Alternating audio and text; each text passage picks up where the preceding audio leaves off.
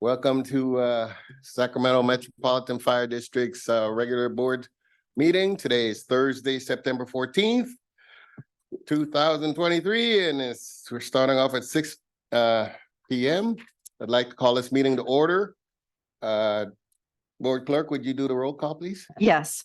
Director Sailors, Director Weber, Director Sheets, Director Gould is absent, Director Wood, Present. Director Rice. Absent. Director Jones is absent. Director Costa, Present. Director Clark. Present. Thank you. We have a quorum. All right. Next, we would like to do the pledge to our flag. Director Weber, would you lead us in the pledge to the flag? Pledge allegiance to the flag of the United States of America and to the republic for which it stands, one nation, under God, indivisible, with liberty and justice for all. All right. This Metro Cable announcement, this meeting of the Sacramento Metropolitan Fire District will be cable cast on Metro Cable 14, the local government affairs channel on Comcast, Consolidated Communications, and AT&T UVerse cable systems. This meeting is also webcast at metro14live.saccounty.gov. Today's meeting replays at 4 p.m. on Saturday, September 16th. And 6 p.m. on Monday, September 18th on Channel 14. This meeting can also be viewed at youtube.com/Metro Cable 14. Next, we get to the public opportunity to discuss matters of public interest within the district jurisdiction, including items on or not on the agenda. Do we have any speakers, Madam Clerk? Yes, we do. I have a speaker card from Roger. Roger, you're up.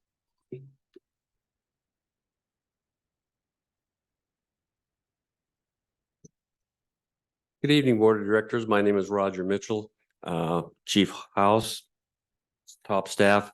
I'm here this evening. You've seen me before talk about our fundraising dinner that in the restoration of Rio Linda's second ever fire engine. So that this year will be on October 21st, 5 p.m. at the community center. So I'm hoping to see a lot of you there. Most of the board has been there before. And I've always told you a story about normally we have a couple of guest speakers, and this year we have kind of what's known as a world-class speaker. Now, this person might only say a few words, haven't confirmed it with this person, but world-class speaker, and that would happen to be Chief Adam House. So anyway, we thank you for that thought, Chief. I would also like to thank Chief Mitchell. Chief Mitchell took 10 tickets from me to, shall we say, coerce maybe some of the top staff, but we hope with the new chief, Adam, that they will be there to support his presence. So I'm open to any questions that you might have.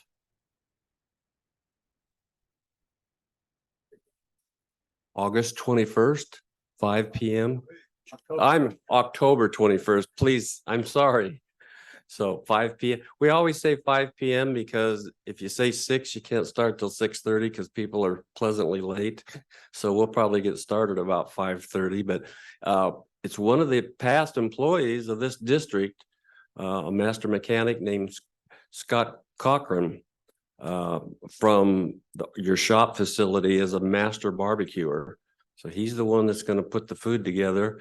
And I think Mr. Clark could attest to the quality of the food before. So I'm sure you'll have a pleasant meal and a pleasant evening. So anyway, thank you. Thank you, Roger. Any other speakers? That's it. Thank you. Thank you. Attendees, if there's anybody who would like to present to the board at this time, please go ahead and raise your hand and I'll give you the option to speak. No response. All right. Well, tonight we have a full agenda.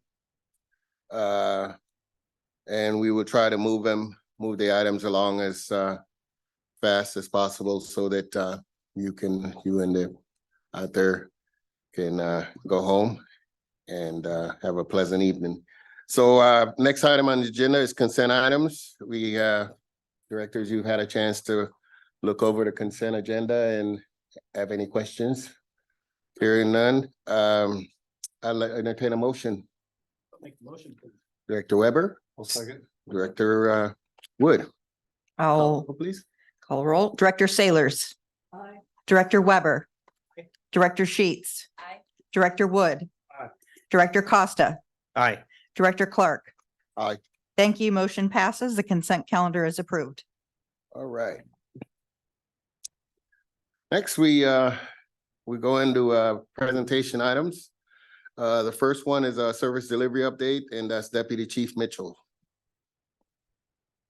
Thank you, President Clark. Good evening, directors. Good to see you all, Chief House and everybody in attendance here and virtually. Going to bring you an update tonight that was going to happen at the last meeting, but was delayed till this meeting. That was promised much earlier in the year when we first started talking about our changes to service delivery that you all gave us direction on. So if we could load the slides, that'd be great. There you go.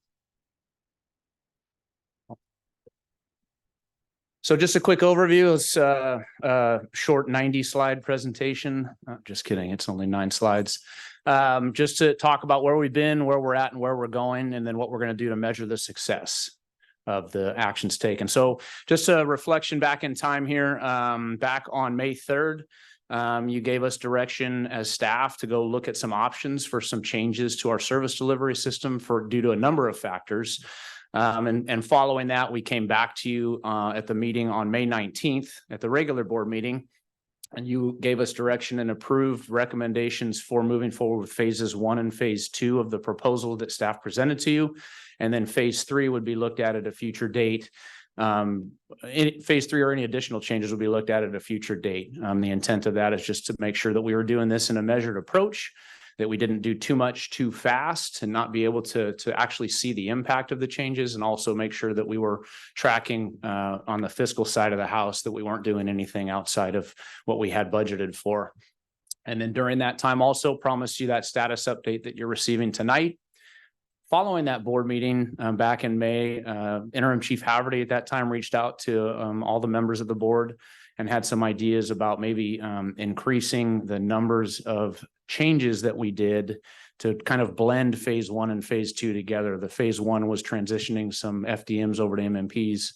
And then phase 2 was where we would do another FDM to put a squad in and some of those factors. And so talk to you all, there was a consensus agreement, and that's what we were moving forward for, at least for the initial planning.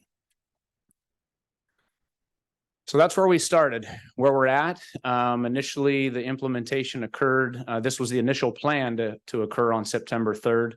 The plan was to transition 3 FDMs to MMP units, and then those would result in a transition of 18 firefighters to be able to use in other alternative staffing methodologies. That would include some in the pool, as well as including that squad deployment that we had talked about post board meeting on May 19th. In addition to that, in working with 522, we appreciate their collaboration. We talked about moving some of the locations of existing fire department units and transitioning, or not transitioning, but changing station locations for some of those busier FDM units with the MMP units, to alleviate some of the stress felt by those members just due to hours worked. The FDMs work 48-hour shifts, and the MMP units work 12 or 24-hour shifts. So it gave a better work rest cycle, if you will. So that was the initial plan. So we had to go back to the drawing, not all the way back to the drawing board. We had to go back on August 8th and sit down with 522 and discuss a little bit of a modification to the plan. So just due to the staffing numbers and the availability of folks that were coming through the hiring pipeline, as well as the academy process, we decided and agreed to transition not 3, but 2 units. So back to kind of a phase 1 of what the plan was initially, that resulted in those 12 firefighter positions moving over into the pool to help alleviate the mandatory overtime and obviously ultimately avoid the brownouts that we had been seeing earlier in the year, and give a better again work rest cycle to those folks out in the field. We also moved forward with relocating 2 of those FDM and MMP units at in the areas we had previously identified. And then we would look at stability in the MMP staffing moving forward and continue the hiring processes, which is still ongoing, which is where we're going next, to be able to pursue that additional FDM transition and then bring on a squad unit in the near future. So a couple of other items that occurred when we did these changes that were really better efficiencies. The MMP members were now going to be supervised by the station captains rather than have an external supervision from EMS 24. Really, if you look at Metro Fire and how we operate, we want our folks to be part of the big family of Metro Fire and not have a separate chain of command. And so this was a really, really positive thing that came out of this movement or this project, having those station captains be the direct line supervision for those members that are in our fire stations, running the calls right alongside the firefighters and becoming one Metro Fire. So that was a big change that frankly was overdue. And I'm really proud to say we were able to get that done. And then working with a number of staff in payroll as well as HR and IT, we were able to update the time card process. Before it was kind of clunky and there was a little bit different of a process. We're able to better make that a more efficient process so that it's more in alignment and took less staff time, as well as less impact on the members to get that done. In alignment with the supervision, we also updated the telestaff roster to reflect the location of those units. So the appearance of those units, now they were showing under the fire stations versus being a separate staffing model throughout that document. And then I mentioned the switching locations of the 2 FDMs and the MMP units to help alleviate that time on task and the work rest cycles that we talked about before and allow for some more training to occur and things like that. And then I think it was important that we recognize that the district and 522 came together because of the transition project, and we just don't know what we don't know. We're able to agree to a contingency plan for staffing to make sure that we weren't in a position where we just didn't have the ability to staff up those transport units. If there was an unintended circumstances or unknown circumstance that arose where we had a number of members that were unavailable to staff those new units because we're growing that MMP program, we have some ability to bring some members back and be able to staff those ambulances to make sure we didn't decrease our service delivery. So I'm proud to get that done too. So where are we going next as we continue to work through the transition? We're still working through the hiring process. I know we're going through and getting ready to start an MMP Academy 23-2 here in the near future, which will bring on some more folks to be able to put into the system and get out there and help provide that service to the public. That will start in October, and then we'll be able to look again at that additional service delivery change that I mentioned earlier about the squad unit and some of those alternative models. And that's what talked about there at the bottom of the slide. We'll be able to use those firefighters on a transition from a FDM to be able to staff that squad unit. We'll also continue to look at the fiscal impacts on that, as well as the supply chain to get additional units, delivered, actual squad units and things like that. That hasn't totally been solved yet. And so we're looking at how to do that better and more efficient, and what do we have currently in the system to be able to do that. And then again, I think it's important to recognize, as we've been talking for a long time, about making sure we're staying in alignment with the board's direction, strategic plan, and the standards of cover project that's ongoing. So all of those parts and pieces are part of what we're working on. And then the metrics for the changes to see what the impacts are that we're having so that we do this in a way that we can measure. First part is that impact on the service delivery to the community. Are we able to maintain the resources in the system? Just like I talked about, being able to staff them and keep them out there, and what does that look like for our number of members in the system? And then also it was talked about before, Director Sheets brought this up before, about the CQI, monitoring trends and identifying positives and potential and negative changes on the patient care end of things, to make sure we're watching that very, very closely. So the EMS CQI is watching that. And then this is the important piece here. One of the important pieces is probably the most, is the impact on staffing and the member well-being, measuring if there's a reduction in brownouts and a reduction in mandatory overtimes, as well as being able to maintain those staffing levels. And then finally, on the fiscal impact, just make sure that what we have thought we were going to have happen with this change actually is happening on the fiscal side of the house, to make sure that that's continuing to track like we anticipated it. So, and that is the end of my report, and I will be happy to entertain any questions or comments. Do we have any questions? You have a comment? Oh, Director Webb? Exactly what we've been talking about, decreasing the brownouts, potentially getting the squad in place, but everything that we have brought to you and you to us, it's coming true, and phenomenal job. For Thank you. Chief House, and your entire team. Thank you It's so been a much. good team effort. Thank you, Director Weber. Appreciate that. Any other questions? Yep, I have a Go ahead, question. Costa. So you said you're going to be looking at the metrics. What's the timing of that? Is it like a 3-month review and you come back to the board, or is it an annual review? What's that look like? So we anticipate a lot of this also ties into the standards of cover, Director Costa, on what that looks like. And so it will be a regular update as far as like a timing thing. I anticipate actually after this first couple of months here that we're, this went in September 3rd. Probably as we get into this next MMP Academy, we're going to look really hard at that to get some initial factors and making sure that we're tracking. It'll be very quick on that end, but I do anticipate a regular report back on how things are going. And that'll be part of our process moving forward with those standards of covers update and things like that too. So Perfect. Yeah, thank you. And great work. thank you. All right. Hearing none, Okay. thank you very much for that. Okay. Make one additional comment that this is an opportunity that staff and labor work very side by side on. And we often use the term that we're visionaries as Metro Fire. This is another example in the region. We're taking the lead. I've been advised that one of our partnering agencies are now going to look at putting 2 additional squads in also, following our lead on this model. So this is another success for Metro Fire. Excellent. Thank you for that presentation, Chief Mitchell. You're welcome. Thanks. Right.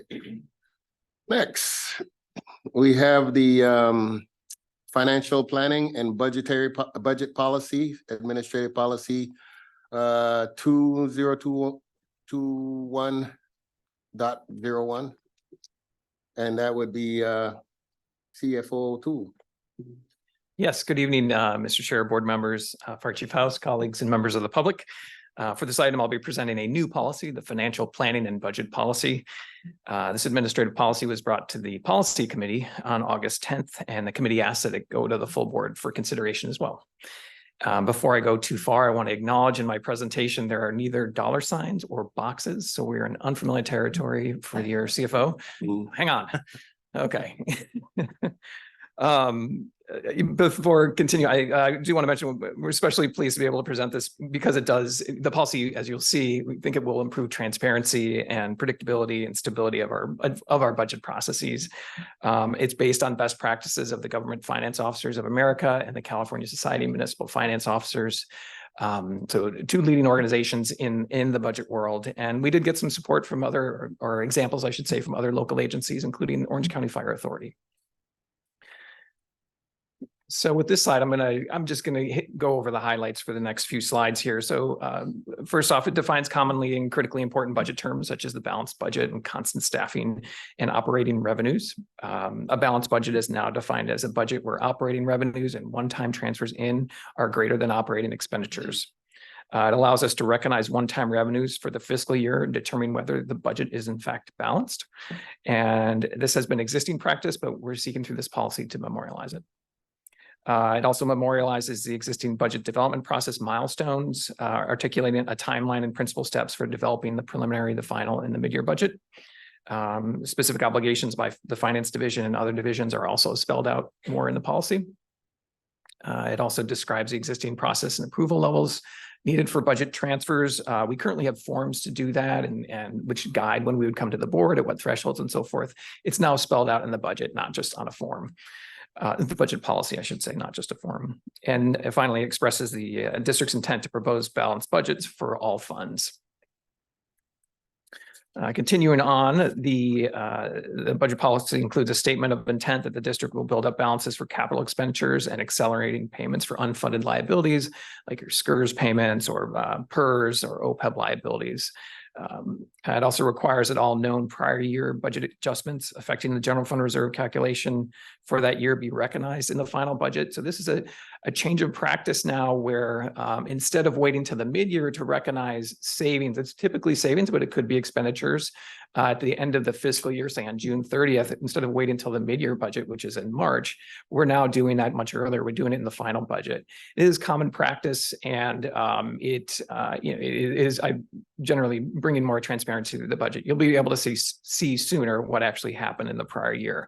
And it won't include every piece, because some pieces do need to go through the auditing process before they can be finalized, but it includes big pieces like property taxes. If we get a property tax adjustment in time, we will include it in the final. Constant staffing, there's often savings we find at the end of the fiscal year. We'll be able to recognize that in the final budget. And incidentally, the final budget I'm presenting later tonight includes these pieces. So we've already begun to implement that. Next, it articulates how the general fund reserve is calculated, establishing a specific calculation intended to ensure consistency from budget to budget. In my couple of years here, there have been some questions about how we calculate reserve, and some people having different perspectives on how it should be done. It's now spelled out. There's clarity. You should have an expectation of how it's going to be calculated. And on this slide, last, it limits the expenditure of one-time revenues to ongoing expenditures, and states that the district will pay for ongoing expenditures from recurring operating revenue sources. The budget policy, also the financial planning and budget policy, shorthand budget policy, also identifies how any projected general fund reserves over 15%, what we call excess reserves, how they will be allocated, 1/2 to capital projects and 1/2 to long-term liabilities. The policy also defines the process for calculating labor costs as a share of revenues, incorporating the definition of operating revenues that includes all general fund transfers and any statutorily driven or expected transfers in. That was the practice for 23-24 as we're developing the budget. But I know in recent years, there's been some variation. So we're just adopting the practice that we put into this budget, was discussed among this board earlier this year as well. And then finally, it explains the purpose of the district's 5-year budget forecast, describes when it will be presented, and notes that it is it is subject to greater variability the further out you go in the years. So as noted on your agenda, this is just information for any questions you may have about the budget. There's no action required. Do we have any questions of our CFO? No, sir. I have a comment. This is great work. Thank you very much. It really provides a lot of clarity and just transparency. And I really like the way it's organized and presented. So thank you. Thank you. I completely agree with that. It's leads to less confusion and questions. Okay. Thank you, Mr. O'Toole. Thank you. Can we turn the lights back on so I can see what I'm doing here? Please. Yeah, no, thank you. For action items, we got to see what we're doing here. Thank you, Court Clerk. All right, next we move on to action items. And the first item on the first action item is adopt a resolution approving a fiscal year 2023-24, 2027-28 capital improvement program, or parenthesis CIP plan, and the presentation will be done by administrative analyst Erin Castleberry is who will. Thank you, Director Clark. Right on this. Good evening, everyone. Well, you're gonna hit the lights again, Marty. You don't have to. Thank you for having me tonight. I'm happy to provide an overview of our final revised capital improvement plan for fiscal year 23-24 with projections through 27-28. All right, so as a reminder, as you know, the purpose of the CIP is to organize, facilitate, and memorialize the district's capital needs. And we do this by identifying what those needs are and then planning for the funding of these needs to ensure that we can support the physical infrastructure of the district. So the CIP is one component of the strategic planning framework. If you remember this from the strategic planning workshop earlier this year, you can see that it's one piece and it feeds directly into the financial management processes. So the CIP is an annual effort. It kicks off in December each year with basically capital project submissions are due in February. In March, the committee reviews and ranks the projects. And then finance prepares a financing plan between March and April. The executive team reviews this plan in April and makes a funding recommendation alongside their review of the preliminary budget. Then we prepare the proposed CIP based on that recommendation, and we bring that to the board in May alongside the preliminary budget. So what we're seeing tonight is an update to the one that you all approved back in June. Between July and August, we prepare an update, and that's basically in consideration of any final budget updates, any actual project expenditures, projects that maybe were slated for last year and were not completed for whatever reason, any changes to costs where we have changes between budgeted costs versus actual costs that we know. So we make all those updates and we roll that into a revised report. And then we bring that back to you in September for approval alongside the final budget. And all of those numbers get rolled into final budget. So the updated 5-year projection of capital needs totals $201.6 million and is broken down as follows. And this reflects a $1.1 million increase over what was projected in the preliminary CIP you approved in June. You can see that there were increased costs in apparatus and equipment, in new construction, in facilities repair and replacement projects, and also in personal protective equipment projects. And we'll take a closer look at those increases a little later in the presentation. So changes between the CIP approved in June and the one presented to you tonight are 6 additional projects were submitted between the preliminary CIP and the final CIP. And we're reflecting an increase of 9 total recommended projects from 14 to 23. The total cost submitted was increased by $800,000, and the total recommended cost of approved projects is an increase of $4.6 million.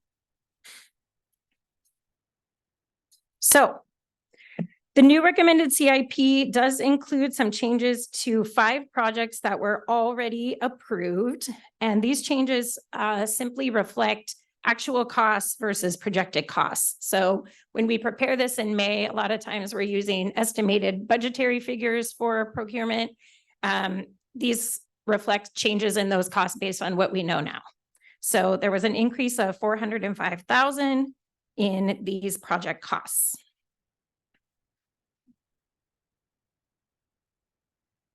Next is the added projects. So as I said, there were 9 additional projects being recommended for approval in the revised CIP. So 3 of these projects were already begun in the previous fiscal year. And it's important to note that while these projects are reflected as additions in the CIP, most of these projects were actually already funded in the preliminary budget. But after we saw preliminary budget and we're reviewing it, we kind of made the determination that some of these should have been categorized as a capital project, and therefore we're including them now in the CIP. So in total, the only actual added costs on top of what was in the preliminary budget are for these 2 projects here, which are the power loader and gurney replacement project and the automated chest compression device replacement project. Which totaled about $2.9 million. So the rest of these costs, as I stated, were already actually included in the preliminary budget that you approved. So the updated CIP reflects 59 total submitted projects for fiscal year 23-24, with 23 total projects recommended for approval. The total cost for all projects submitted for consideration is $101.7 million. And the total cost of the 23 recommended projects is $43.2 million. $35.2 million is recommended for carryover projects. And carryover projects are basically projects that were approved in previous fiscal years or included in previous CIPs, but were not completed in their, either because of supply chain issues or because they're intended as a multi-year project. So those are basically carried forward until they're complete. So I had a question about how much was previously spent on the carryover projects.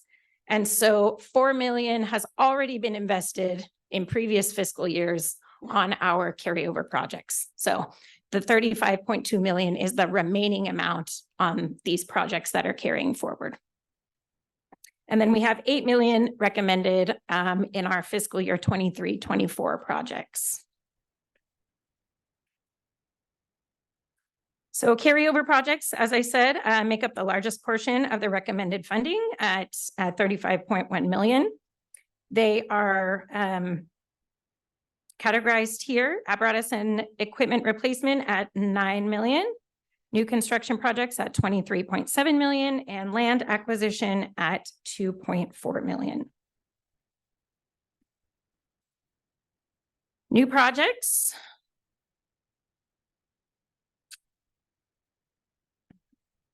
Thirteen new projects totaling 8 million are now being recommended for approval in fiscal year 23-24. These projects include 6.3 million for apparatus equipment and replacement, 833,000 for PPE replacement, 714,000 for facilities repair and replacement projects, and 200,000 for our station access control project, which has been grant funded. That last project there.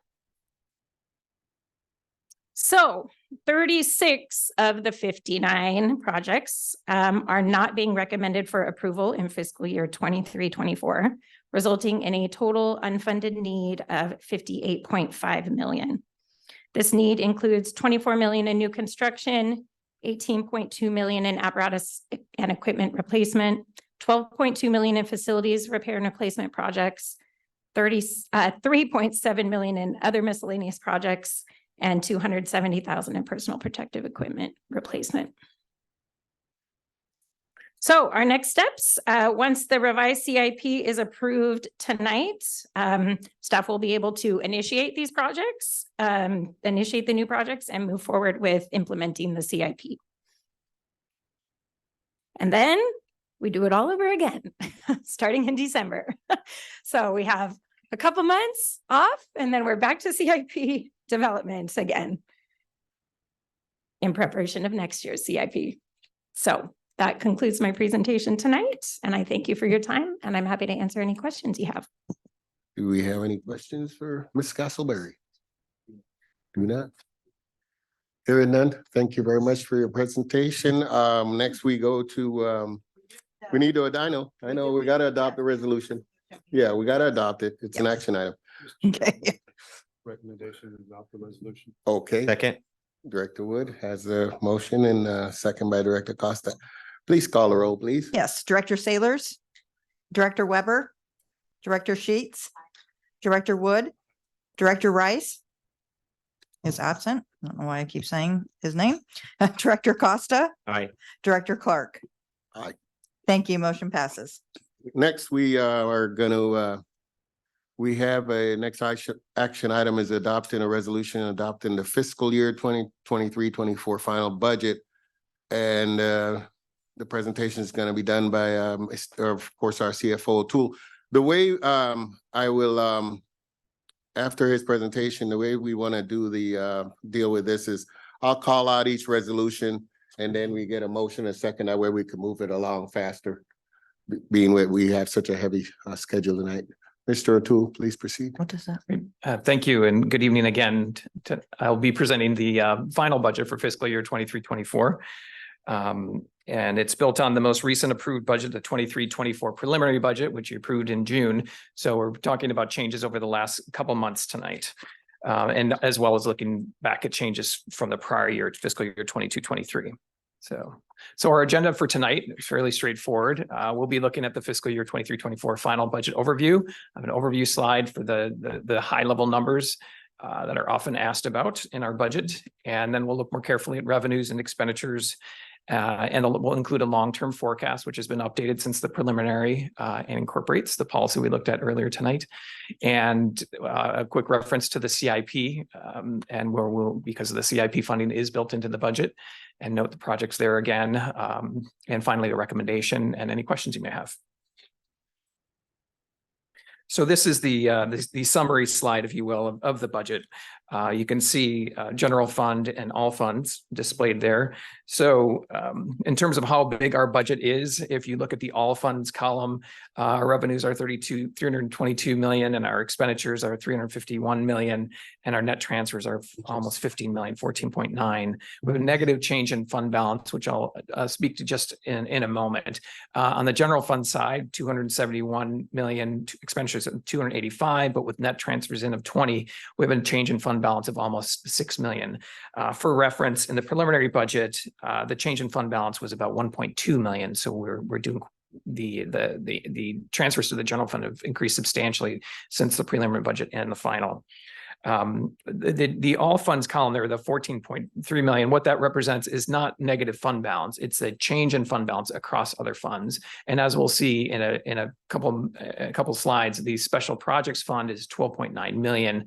And that is for the Zinfandel training facility, and that is being mostly depleted this year. So that's a significant change in that fund balance. We're also spending a little bit more out of the development impact fees fund for capital related projects. So you do have a negative change in fund balance, but as you'll see, no negative fund balances themselves. And I'll show you that on the next slide. But before we go to that, I want to just note at the bottom there, the reserve is the other question. How big is the budget? And the second question is, how big is your reserve? We're projecting a reserve at year end of 41.2 million, and that's 14% as noted on the slide.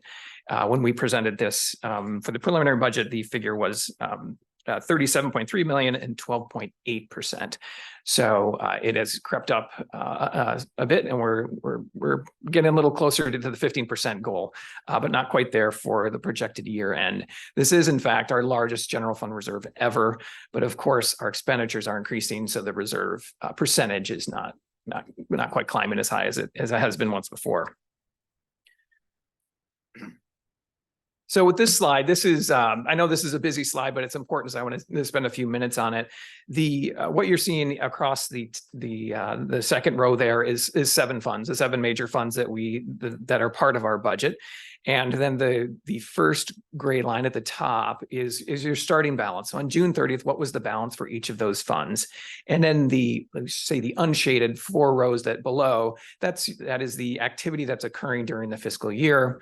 And then the shaded row at the bottom is the ending balance.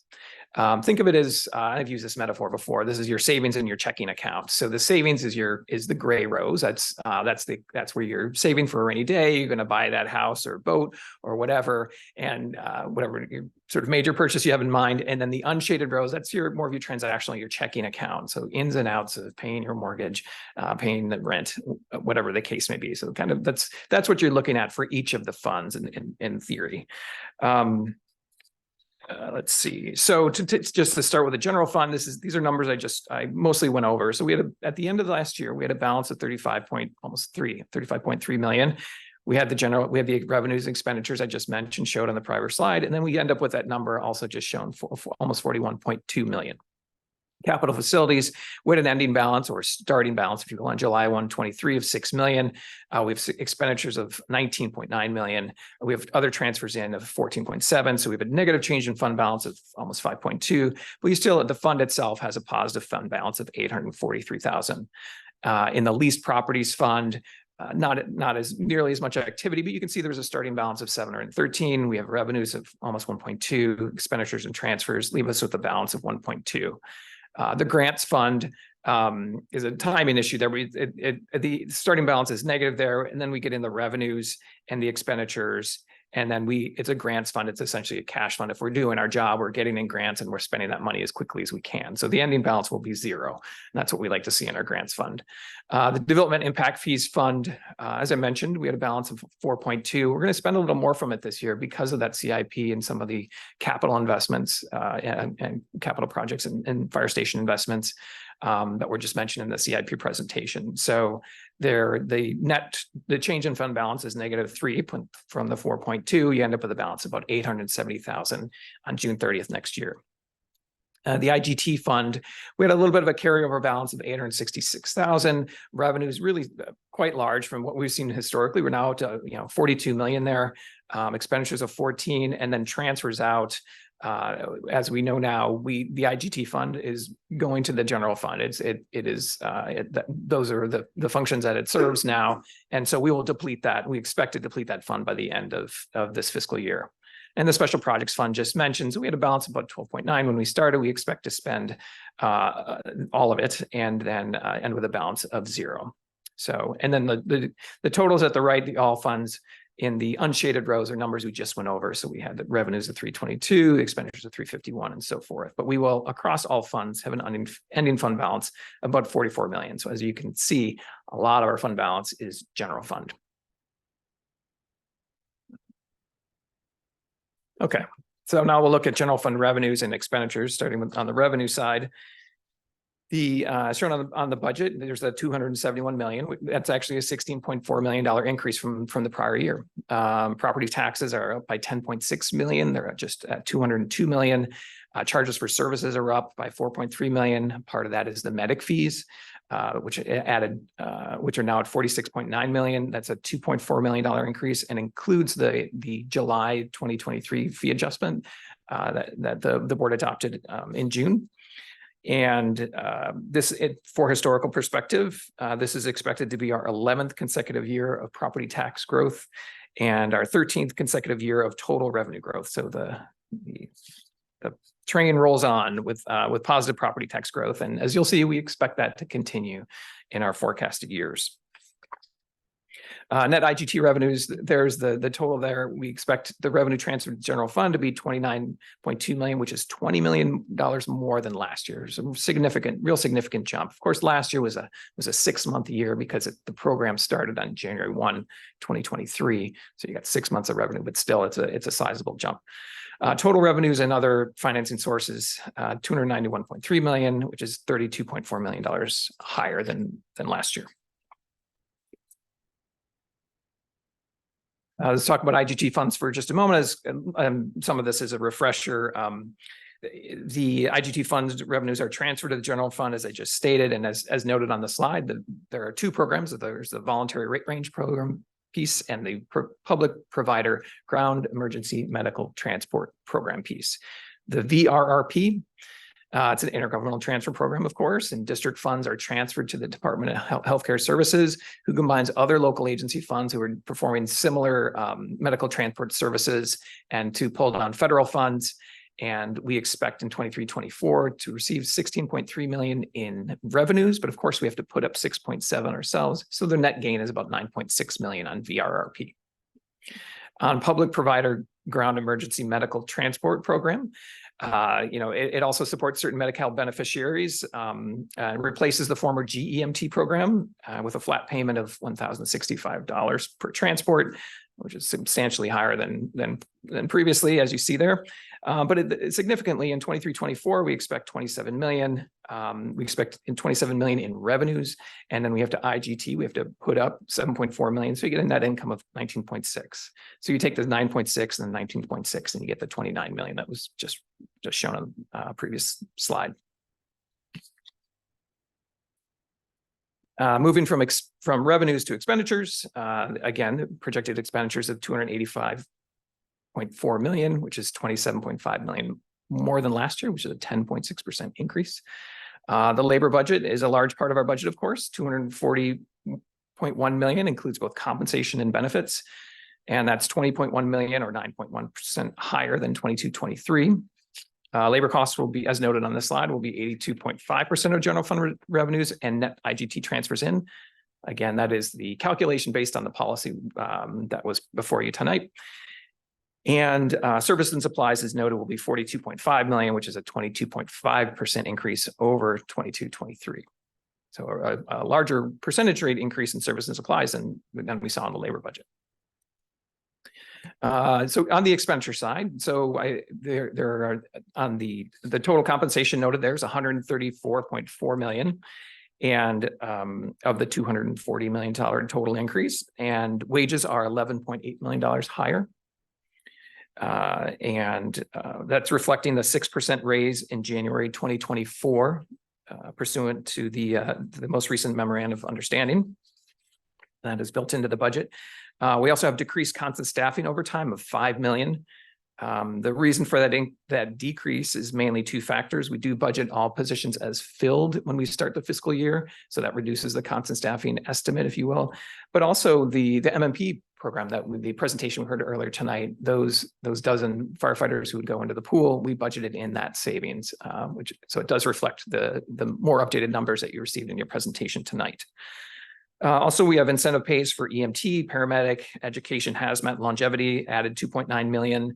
The employee behavioral wellness incentive added 2.8 million. And so moving from compensation to benefits is the total cost 105.8 million is shown there, which is a 6.6% increase. We of course have CalPERS pension increases. They tend to climb just about every year at 3.8 million this year. We also, medical costs also went up by 3 million. That's we're anticipating this fiscal year. SCRS, we increased the contribution by 1.8 million. And on the negative side, if you will, we decreased our workers' compensation cost by 3.3 million. So a pretty substantial cut. It is that the estimate of cost, which is actually 3.6 million, is based on more of a historical trend and what we see on a month-to-month basis. That number does not anticipate that we'd see the spikes that we saw in 22-23. So if we do have large spikes again, you know, we may be talking about tapping the $4 million reserve or transfers or some other mechanism to close that gap if it exists. Okay, moving from labor to service and supplies, again, it's a $42.5 million expenditure. Listed there on the slide are some of the main costs. So we have service costs are a big expense, 2.4 million. The largest part of that, 1.6 million of that is the AMR contract increase for the additional 2 medics. And we also have significant costs this year in building services for repairs to kitchens and roofs and related to fires and winter storms and so forth, the repair costs that go with that. Vehicle maintenance costs continue to creep up, as I've reported in the last couple of budget reports. So we're budgeting a $542,000 increase. Computer services, clothing supplies, and medical supplies also increased, in partly related to the MMP, adding the MMPs too, which need those medical supplies and equipment. Moving on to capital outlay. So the total spending in the capital outlay budget is 40.2 million. Just want to be clear not to confuse. The capital outlay budget includes the CIP, but it also includes items that aren't in the CIP because they're $50,000 or less. So don't look for an even tie in the two numbers. But it's 40.2 million. So it's and 14.6 million of that is committed from the Capital Facilities Fund. And major projects are listed there: Type 1 engines, 6 new ambulances, remounts, and the gurneys and power loaders previously mentioned. There's a 2.4 million for that. We do have some major capital outlay facilities projects coming up, mostly from the Development Impact Fees Fund and the Special Projects Fund. So Grant Line 220, the land acquisition, the Vineyard Springs Station, the build. So moving on to that phase, 10.6 million, and the training center, of course, with the 12.9 million we saw before. Turning to the forecast. So I'm putting this all on one slide, but I think it's important to see together. The green line there is 15%. If you look at the far right of the slide, it says 15%. So that's showing where in our forecast, if we expect to hit the 15%. And over the 5 years, the answer you can see in the red line is no. We anticipate the dipping down from the 14% in this year, with the increases in services and supplies, but largely labor-related costs with the MOU that will reduce our balance of, as well as slowing property tax growth, which I'll show in the bottom part of the slide in a moment, or describe that, is going to reduce our reserve to 11.8%, in 25, and then 12.2%, 12.6%, and then the far right red line, it's actually getting up over 14.2%. That is the projection. The blue bars are the property tax revenue amounts. Excuse me, those are the general fund reserve amounts. So the 41 million we mentioned for 23-24 ties to the far bar at the left. And then by 27-28, we expect to have more than 45 million in general fund reserves. So the table below is it's a little askew because I'm attempting to line up the years for 23-24. The bar above with reserve ties to the box below. So there's that property tax number again, 202 million. That's what we expect for this fiscal year, which is a 5.6% growth from the prior year.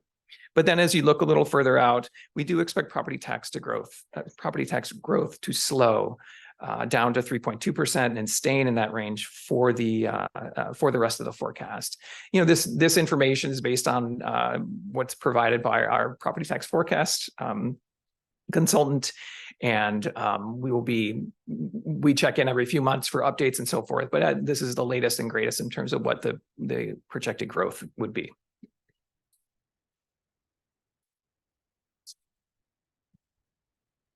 So as I mentioned, I would tie to the CIP briefly, so I won't restate Aaron's presentation. But again, the total plan is 43.2 million, includes 23 projects, 13 new CIP projects at 4.1 million, and 10 carryover projects from 34.4. So largely a carryover CIP plan here.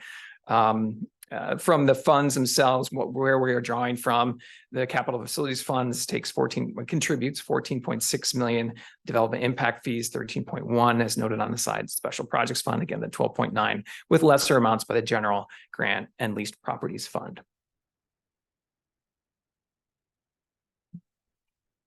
So in summary, the district's budget is balanced. We are adding 5.9 million to the general fund reserve.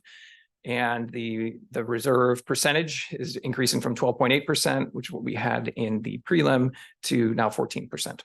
The district reliance on IGT fund is increasing. The IGT funds are substantially increasing this year, and they're substantially helping our budget and our bottom line. The 22-23 MOU agreement is fully funded through 23-24. It includes the 6% compensation increase effective on January 1, 2024.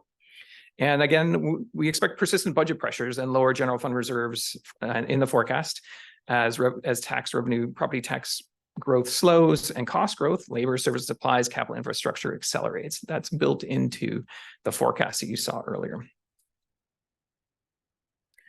Before going to the recommendation, I just want to note some changes that have been made to the budget. When you see the budget, if you were to look no further than the cover, it may look similar from year to year, but there have actually been quite a few changes over the last 2 years. And I just wanted to take a moment to recognize what they are.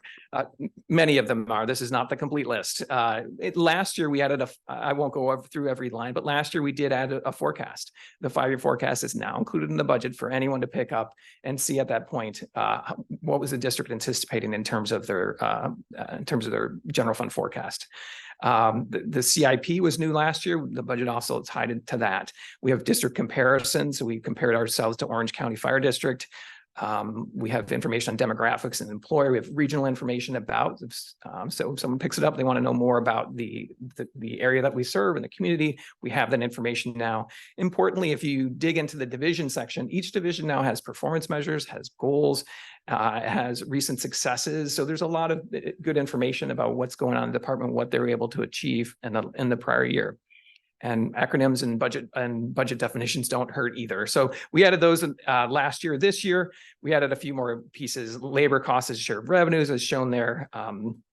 We added the description of current debt obligations, so getting into the details there, how we make that calculation.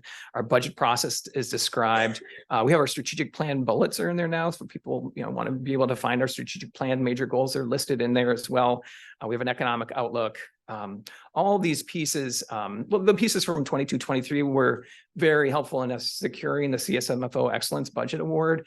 And we'll be going for that again this year, of course. I think we have a good shot at it, but also the changes made in 23-24 are intended for us to go for the Excellence Award from the Government Finance Officers Association of America, which is the national award in budget excellence. And We won't find out till spring, but I think we have a good shot. I'll just leave it at that. And so finally, that is the 23-24 final budget. My recommendation is to approve the resolutions adopting the final budget and amendments for fiscal year ending June 30th, 2024. Great, excellent presentation. Thank you. Very good. Much improved.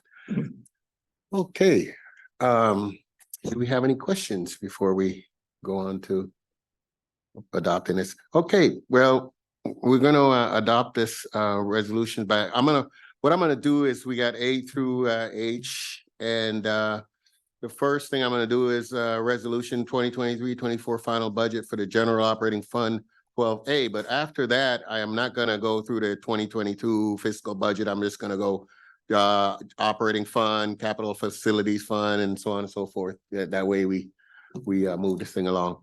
Okay, the first motion that we need in a second would be the general operating fund 212A. We have a motion, I will make that motion. Weber and Wood. Call the roll, please, Marnie. Yes, I Director mean, Sailors, Judge Blair.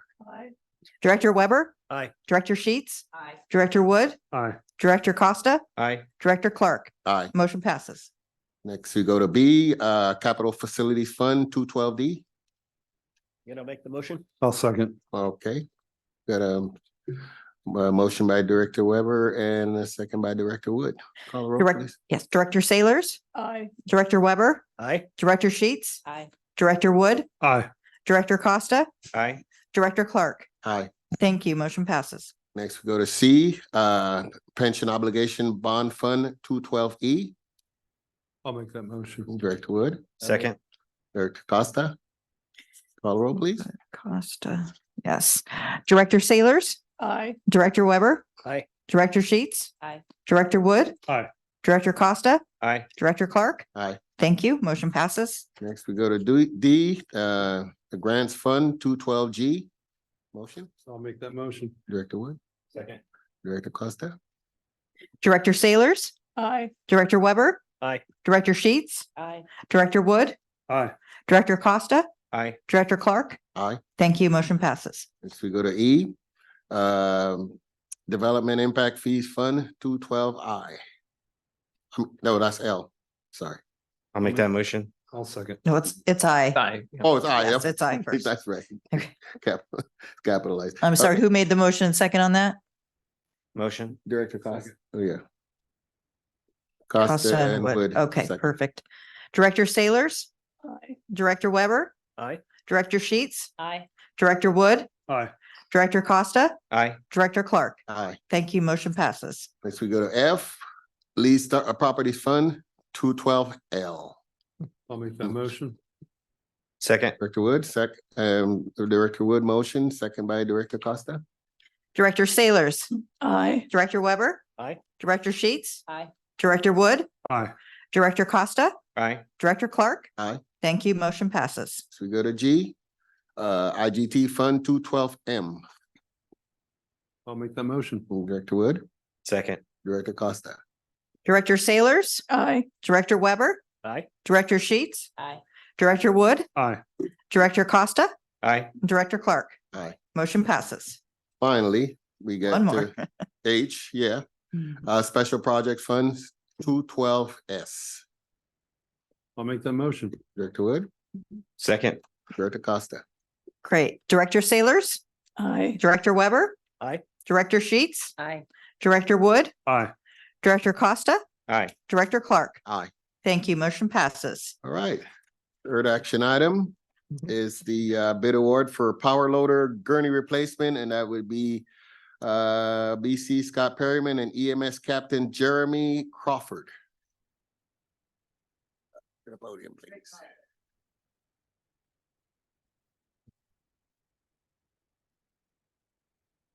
Good evening, President, Directors, Chief House. Thank you for having us tonight. Chief Wernicke had a family obligation, so he asked us to step in as his young Padawans and give us an opportunity to learn and to grow. And we're the best of what's left, so we're here tonight.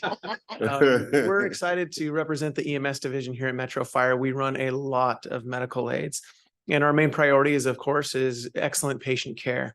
But then we also have to balance that side of making sure that our members are able to provide that good patient care and look at their longevity and their wellness. There's a few instances when you get the perfect opportunity of excellent patient care and improving it, and also helping out our members, improving it at the exact same time.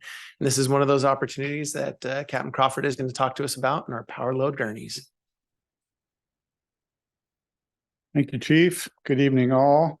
Jeremy Crawford, Captain with the EMS Division. Thank you, Arthur, and the IT Division. They are great. I want to give them a quick shout out. I go over there a lot, but they're very accommodating and very helpful. So thank you to them.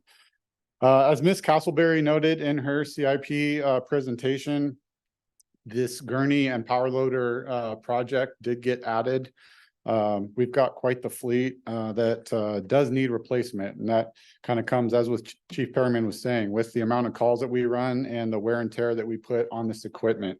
So just some quick historical context for those that you may not know. When ambulances started, personnel would wheel the patient on the gurney to the back of the ambulance, open the doors, get it as close as possible, physically lift it up with the weight of the gurney and the patient, lower it down to collapse the wheels, and then from the ground, pick up the gurney with the patient on it to load it into the ambulance. Not only is that wear and tear and strenuous on the back of the people, it was also dangerous for the patients because you had the risk of someone losing their balance, tripping on a crack in the sidewalk, whatever the case may be, and potentially dropping that patient. Over time, that has evolved. Eventually, someone was smart enough to mount a hook in the floor of the back of the ambulance, and we could at least hook the gurney onto the back and do that lifting from standing heights. But again, it's still wear and tear in the bodies and slightly risky to the patients. So as you see in the slide there, it was about 2014 when we purchased these power loaders, and they were amazing. And I can tell you, even from firsthand experience, some of our more senior folks at the time that rarely worked the ambulances, but when they did and they saw those, their eyes popped wide open and said, "This is amazing." It is a lifesaver and a backsaver. It does get used often, as Chief Perryman alluded to, with the number of calls we run, and you all have done the ride-alongs and been in the stations and probably seen it firsthand, up and down, up and down, up and down. The service life of these units runs about 8 years. We've been 9 years, coming quickly up on 10. So you can imagine the wear and tear that has come to these units and resulted in that. There's the picture of the power loader. You see some of the features that comes with the new system, meeting safety standards and all those things. And like we talked about, the strain to our backs and the safer loading for our patients that we take to the hospital. A nice and very important feature for us, and a very nice upgrade for these units.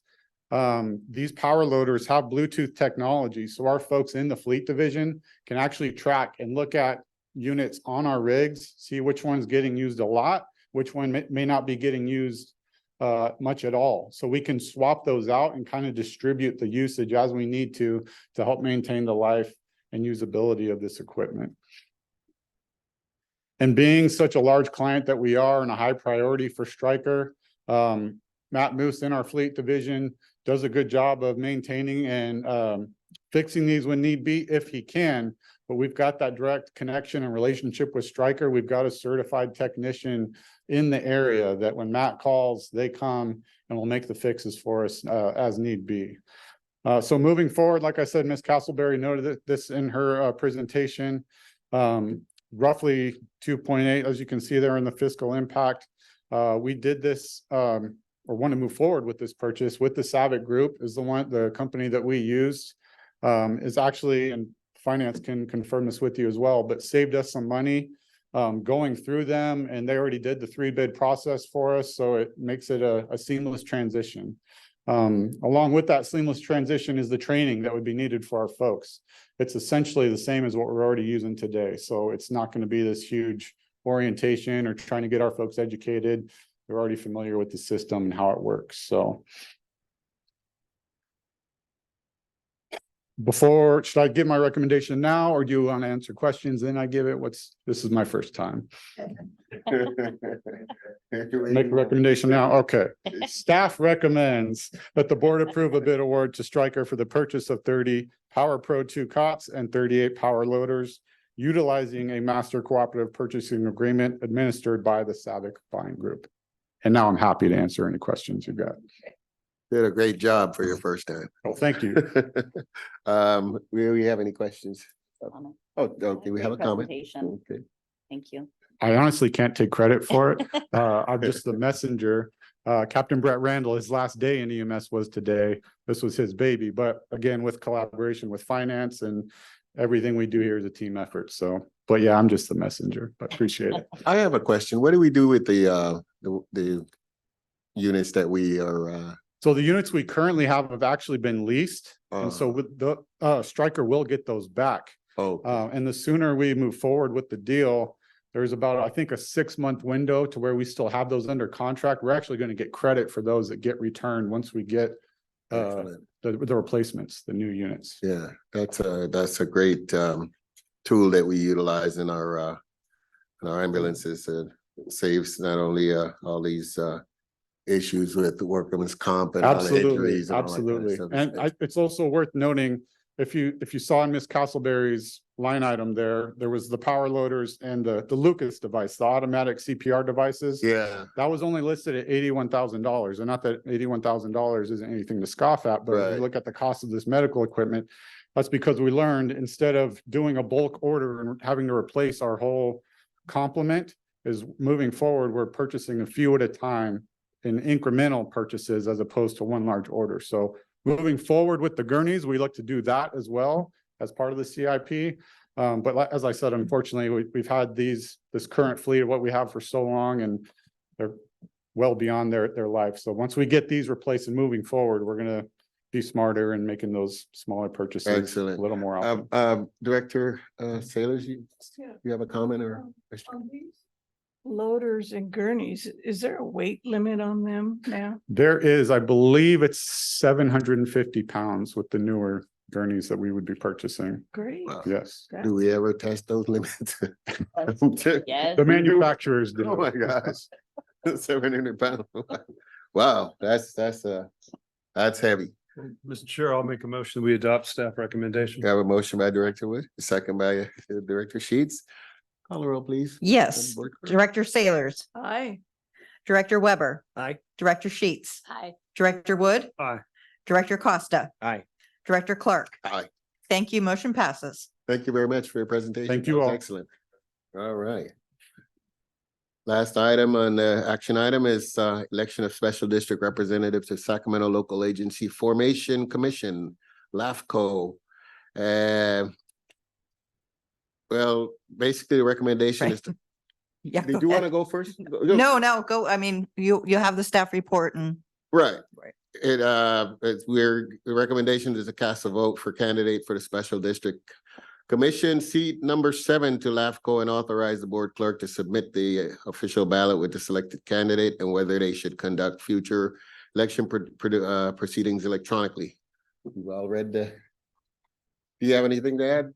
To that book? no, we just, we need to, the board has to agree to select one candidate. Yes. And then answer the 2 questions, yes or no, regarding the special district elections being conducted electronically Okay. and whether we wish to receive our future ballots via email and submit electronically. Okay, I'm wondering if we should go through each candidate or just the one that and we need to select one, right? You guys do have to select and agree to one. okay. I believe that you had said you Yeah. spoke with Director Jones and Yes. yeah. Yes, I consulted with Director Jones, she's our LAFCO person, and we're looking at Lindsay Carter, Harold Fire Protection District as our selection. And then we got LAFCO special districts have the option of completing the election of a special district representatives via email. And do we want to approve the LAFCO distributing electronic ballot to districts that wish to receive them in the future? Is that a yes or no? Do we have a consensus? Yes. Well, someone should make a motion Yes. That's to We're gonna have to take, cast the ballot for a certain individual. yes. And then make a separate motion to answer the Each questions about one. electronic ballots. Mm. Thank you, council. All right, so we need a motion to for the candidate that we're selecting, Lindsay Carter. Make a motion. Okay, Director Sheets. Second. Okay, Director Costa, call the roll, please. Yes, Director Sailors, Aye. Director Weber, Aye. Director Sheets. Aye. Director Wood. Aye. Director Costa Aye. and Director Clark. Aye. Okay, second motion we're gonna need is the, I just read it, but I'll read it again. Special districts have the option of completing, the election district representatives via email. And does our district, approve LAFCO distributing electronic ballots to districts that wish to receive them in the future? I'll make a motion. Okay, is that to yes? to Yes approve? or no? Yes, Yes. Yes. okay, motion for yes. Okay, I'll second the yes, all right, if need be. Director Weber, second, Director Sheets, motion. Okay, Director Sailors, Aye. Director Weber, Aye. Director Sheets, Aye. Director Wood, Aye. Director Costa, Aye. Director Clark. Aye, Motion passes. okay, finally, in the future, does your district prefer to receive a ballot? It's valid via email and submit its vote electronically via fax, email, or scan ballot. Is Make a that, motion. is that a yes? Yes. Okay, motion for yes, second, Second. Director Wood. All right, call the roll, please. Yes. Director Sailors, Aye. Director Weber. Aye. Director Sheets. Aye. Director Wood, Aye. Director Costa, Aye. Director Clark. Aye. Motion passes. Okay, that completes our action items. Next, we go to reports. Where President's report, we do not have, that's to be at some other date. I'm sorry. Next, we'll go to Fire Chief's report. Need to have him sign. Good evening, President Clark, directors, colleagues, members of the public. I'd like to start off first with some staff introductions, and it's my pleasure to introduce Engine 32B and Medic 32 Bravo Shift.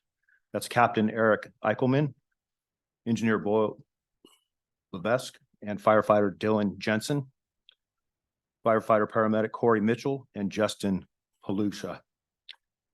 Big thank you to those crews at Station 32 for being very proactive and exercising personal initiative and getting Station 32 ready for the August 19th open house, which some of you attended.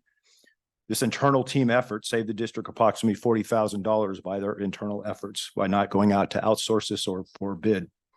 That was a great turnout for the event. I know some of you attended. A big thank you to all the division staff and CERT members for their help in putting together a successful event. If I could have Engine 32 and Medic 32 come up to the podium and introduce yourself, that would be great.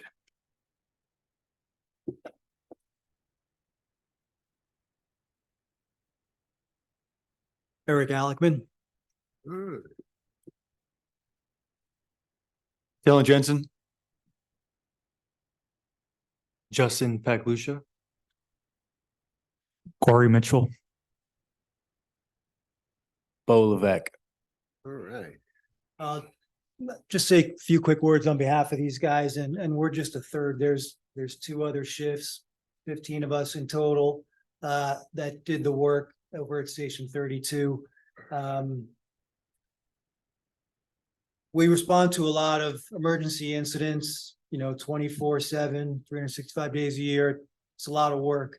I can assure you that meticulously placing 30 yards of river rock and 80 yards of landscape art, that's a lot of work. But it was our pleasure, we're really proud of Station 32. We consider it to be the jewel of the district. We feel it's the nicest, most comfortable, most well-equipped station in the district, and it's our pleasure to work there. We spend, a third of our lives there. And we just want to be comfortable, but we also recognize that it's part of our job to be good stewards of the district's property and the funds that support everything. And so it's really not only just our pleasure, but it's all in a day's work, to be honest with you. Actually, maybe like 9 or 10 days work. But it's nice to be recognized. We appreciate it. Thanks very much for doing so, Chief House. And thanks again. Really appreciate it. Yeah, I attended that meeting and Director Sheets, and that's a very nice station. You guys do really good work for the district and our constituents. So thank you very much. You bet. Right. And fellas, I want to thank you personally. This takes me back to the roots of when I came into the fire service and back to really the esprit de corps and true ownership. And if I can call out Corey Mitchell to say hi. Corey lives around the corner and he brought over his personal tractor to assist in this operation also. Oh, So you talk about going above and beyond and really back to, I'm sure that resonates with Director Sailors and Weber and back to the roots of really old school fire service and esprit de corps. So thank you, fellas. And please tell the other two shifts the same. I truly appreciate your efforts. total dedication. Thank you. All right.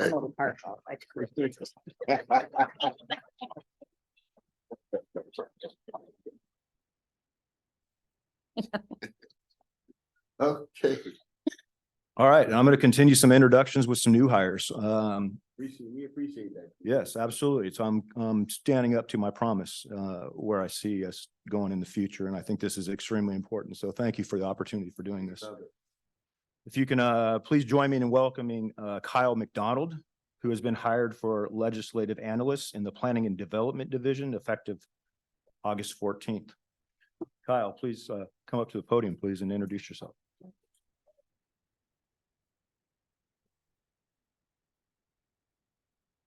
Hello, everybody. I am Kyle McDonald, and I'm very excited to officially be on board and to work with each of you, Chief, and everybody here and in the audience for our district. Thank you very much. Welcome. Welcome aboard. All right, and a promotion, I'd like to introduce and congratulate Cynthia Hamilton, who has been promoted to Administrative Specialist in the EMS Division. Cynthia.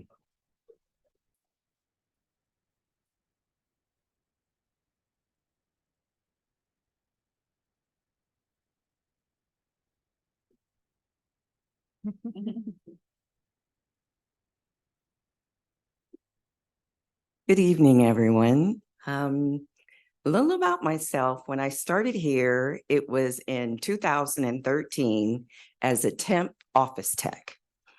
And I got hired on and later in 2013 as an office tech and in EMS, and I absolutely love it.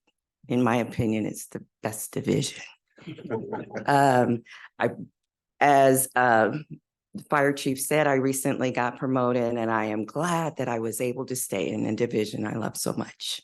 Thank you for your time. Thank you. Thank you for your work.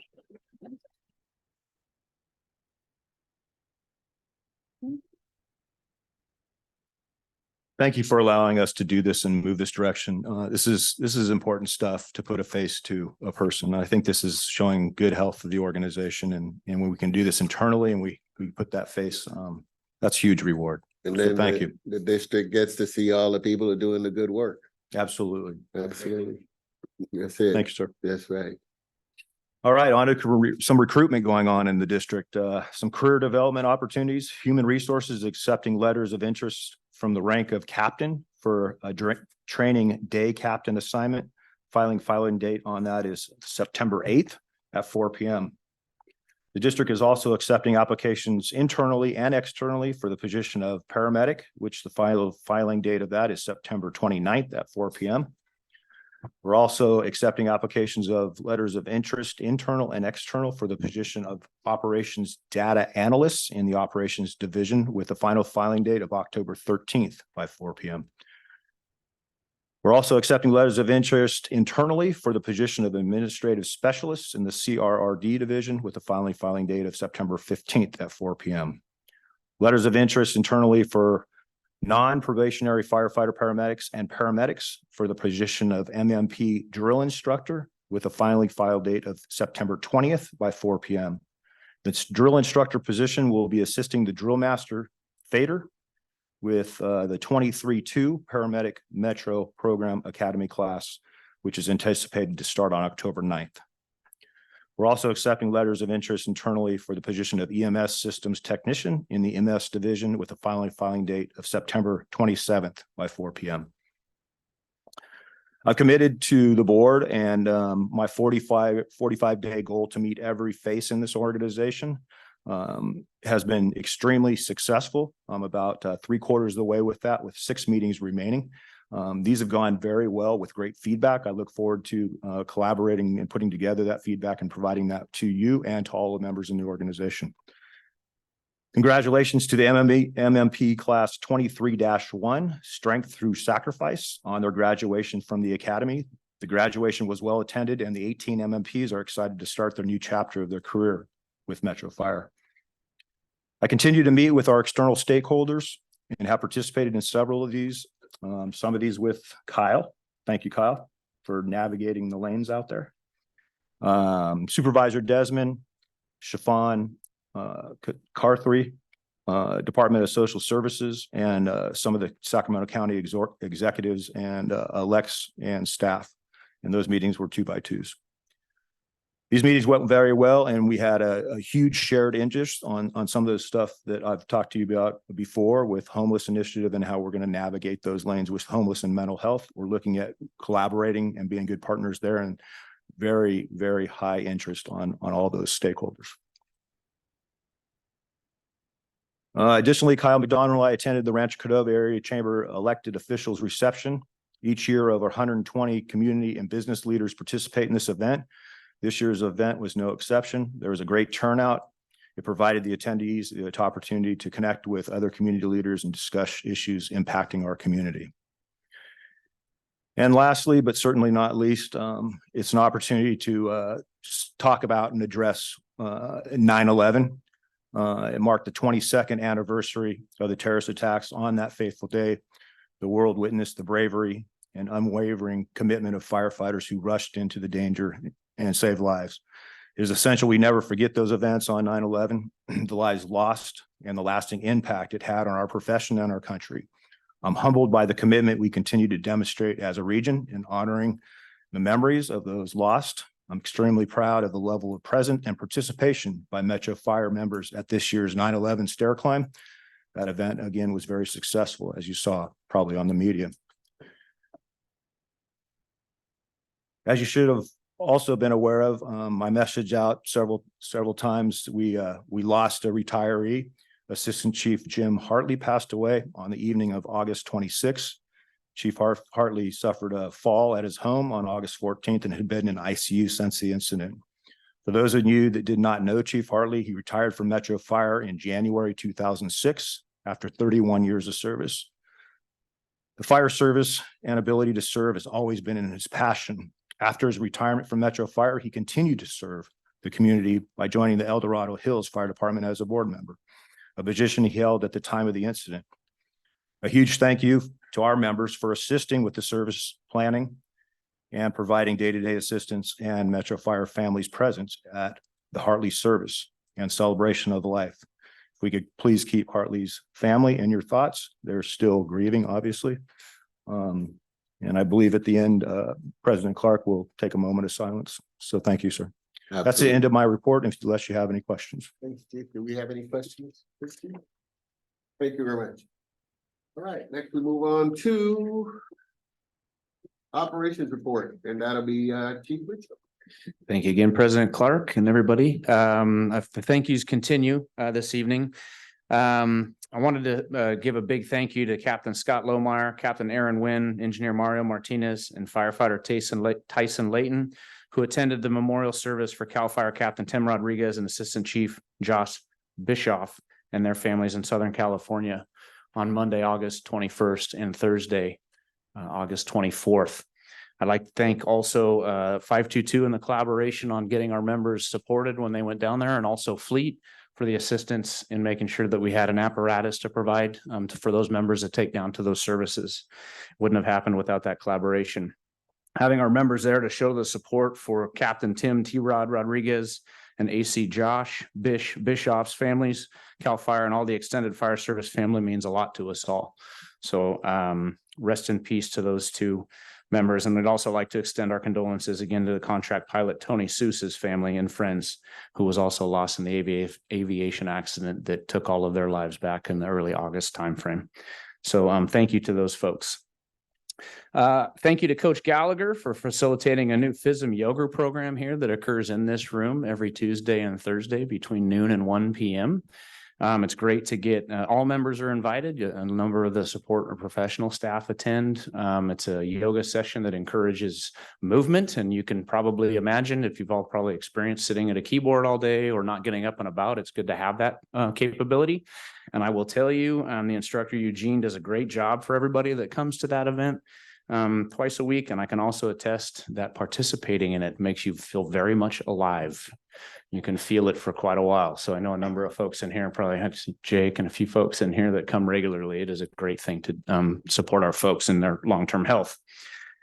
Our members on Monday, August 21st, our members responded to a structure fire. And unfortunately, one of our firefighters sustained a burn injury.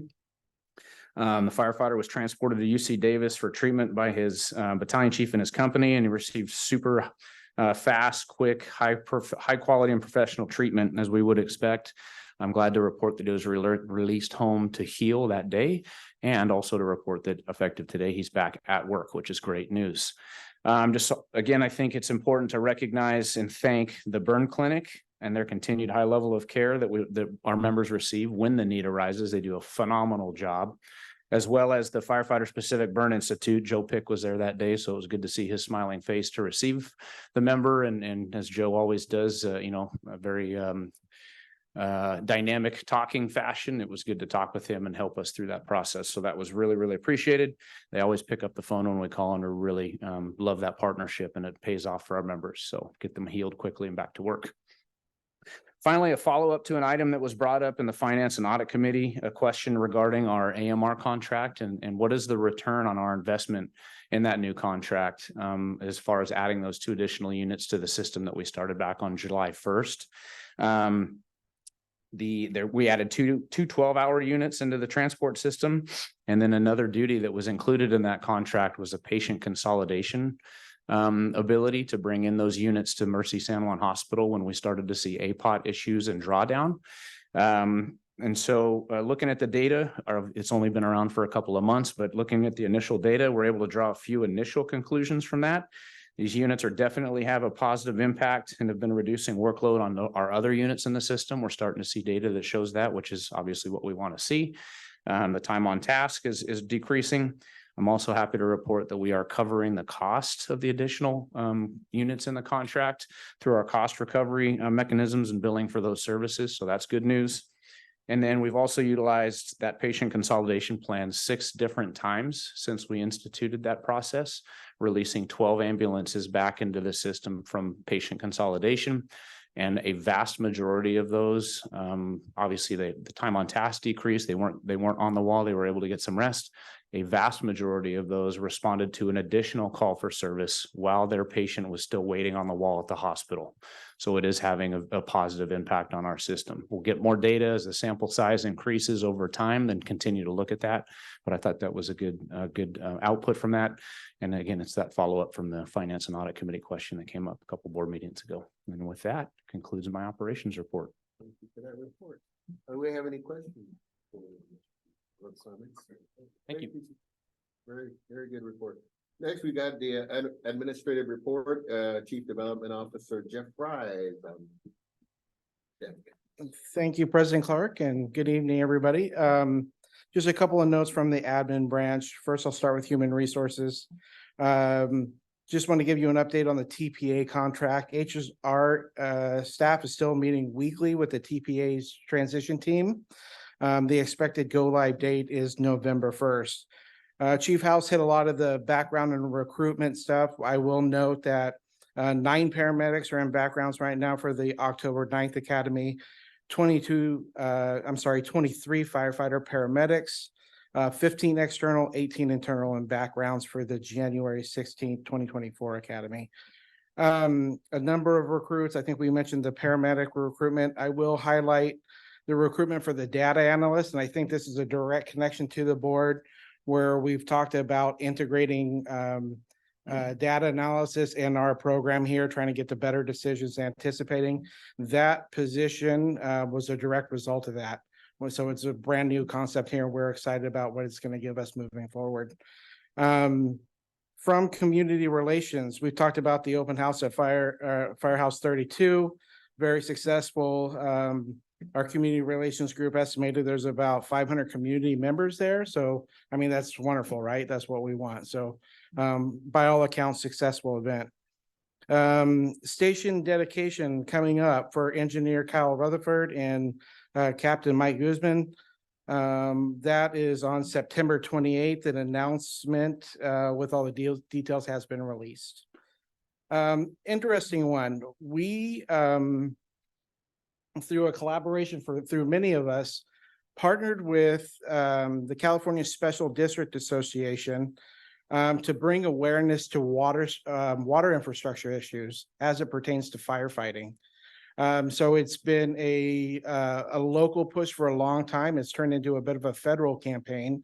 What CSDA want to do is put together Metro Fire with Sac Suburban Water District and create a virtual tour of both agencies and talk about the need for better water infrastructure with a specific eye to funding.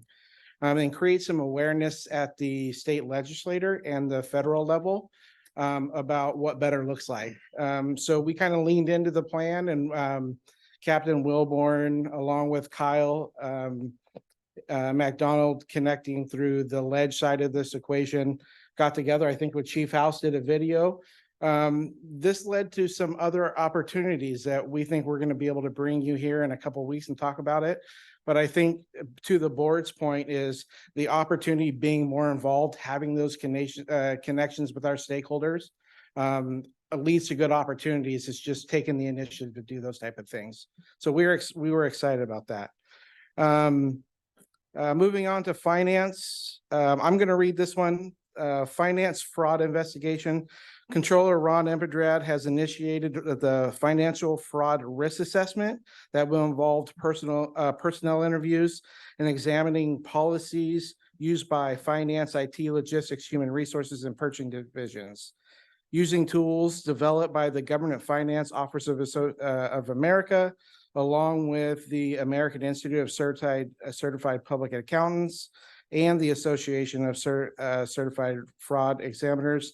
The controller will be looking for things like insufficient physical controls over assets, check tampering schemes, purchasing and billing schemes, payroll schemes, fraudulent financial reports, and the theft of inventory and equipment. This assessment was discussed at, looks like in February with the Finance and Audit Committee. And I believe we are going to completely do this in-house. So CFO Tool anticipates completion and presentation to the committee in October. So moving on to planning and development, standard of cover. I'm going to say it. We're going to try to, we heard from Director Gould, you want early awareness of this. It is a giant document. We're going to attempt to send it to you tomorrow. So we have gone through about 300 comments internally to make this product better. It is a lot of information. I think it's going to answer all kinds of stuff for you. And I expect you're going to have all kinds of questions for me. So we're excited. We did it. We're there. Our intent is while you're reviewing it, we want our community partners to review it. We want to get it to the county and cities. We want the membership to review it.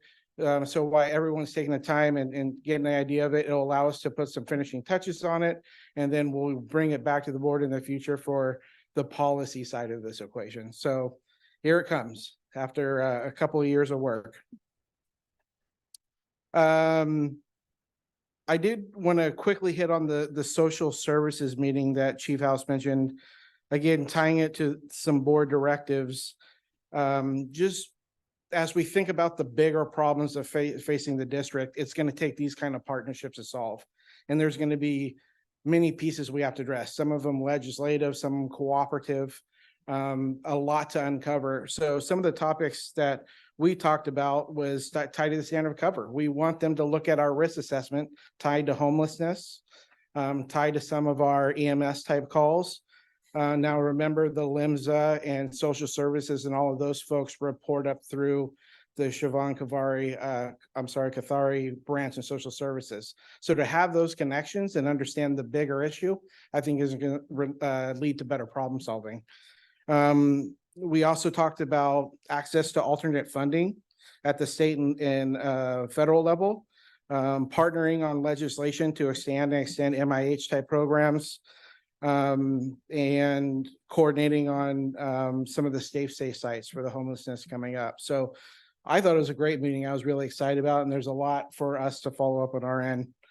Aaron and I met with Rancho Cordova a few weeks ago now with their community development director and the planning manager to discuss our intent to buy those 3 acres you heard about for a new station site. And also what I call the pre-application meeting for the Zinfandel project.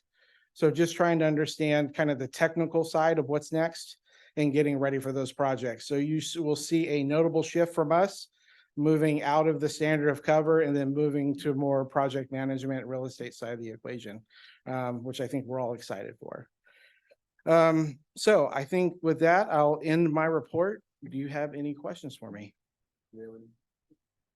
Hearing none, thank you for a great report. Absolutely. Thank you, Jeff. We have support services report. Deputy Chief Wagaman, welcome. Thank you, President Clark, Board of Directors, Chief House and staff. Tyler Wagaman, Deputy Chief of Support Services with your support report. And I got 2 weeks worth of stuff for you, so hang in there. First and foremost, I too want to acknowledge Station 32, all 3 shifts, job well done. Thank you for the tractor work as well. We might have to subcontract with you to get some other work done. But in addition to that, what they have done is they've shown members throughout this district what you're capable of. We do a great job fighting fire each day and running medical calls, but we do other great things too. And there's a lot of folks out there that could step up and help out. Know that we have a shoestring budget to get a lot of work done. And you took one of those major projects right off our list. That's appreciated. That same work is occurring at Station 42 right now. So as much as some people might cringe at all of the requests that come in after one of these projects, I don't. This is exactly what we do. So we appreciate that. Thank you. Next, I'd like to put a spotlight on one of our facilities staff, one of our facilities technicians, Aldre. Aldre is our HVAC expert. And as you can imagine, how many AC units that we have throughout our entire district, over 100-degree days. He is working one job to the next. He does this year round. It saves us an enormous amount of money. He gets the job right done. He gets the job right every single time. During the last heat wave, he was working all day at one of our stations, replacing a Plymouth vent. Why? Because they do multiple tasks, not just HVAC, all day long, probably 130 degrees on a super hot day in a bay. He spent all day there. I went back to Fleet and dropped off his vehicle, went home, and right when he got home, he got a phone call that Station 27's AC was out. And for those of you that know Station 27, it's small. They have one AC unit over 100-degree day. That evening was still cranking hot. And we want to make sure our firefighters stay comfortable. We don't want hot firefighters getting in a hot fire apparatus and running a hot structure fire, right? It doesn't work well for us. So any opportunity we can to keep our firefighters cool, we do. And Aldre understood that. He jumped right back in his vehicle, went back to Fleet, picked up his work vehicle, went out to Station 27 and did everything that he could to get them back up and running. This is one instance. This occurs numerous times a year. One employee times 750 members. That's the power of Metro Fire. And again, I could talk to you about story after story after story, but tonight he gets the spotlight. So thank you for your efforts, Aldre. Thank you. Station 101, sheetrock tape texture paint is complete. Never has fresh paint smelled so good. Station 105, the same. Tape texture paint cabinets and countertops looks amazing, but I'm not going to show it to you until it's all done. On the Fleet front, first, we received the first round of specifications for our new squads, total of 3 of them, under final review right now.